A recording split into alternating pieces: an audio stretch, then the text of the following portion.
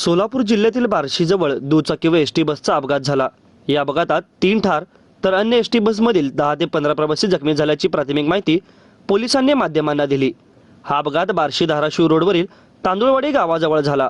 दरम्यान दुपारी 3:30 वाजण्याच्या सुमारास MH40 AN 9756 ही राज्य परिवहन महामंडळाची बस पुण्याहून धाराशिवला जात होती। दुपारी 3च्या सुमारास बार्शी स्थानकातून ही बस धाराशिवकडे निघाली। तांदुळवाडी गावाजवळ समोरून येणारी दुचाकी भरधाव वेगात थेट एसटी बसला धडकली। या अपघातात दुचाकीवरील 3 जण जागीच ठार झाले असून अन्य प्रवासी किरकोळ जखमी झाले आहेत। या अपघातामध्ये दोघांचे प्रेत व दुचाकीही एसटी बसच्या खाली अडकले असून क्रेनद्वारे दोघांचे प्रेत काढण्याचे काम सुरू आहे।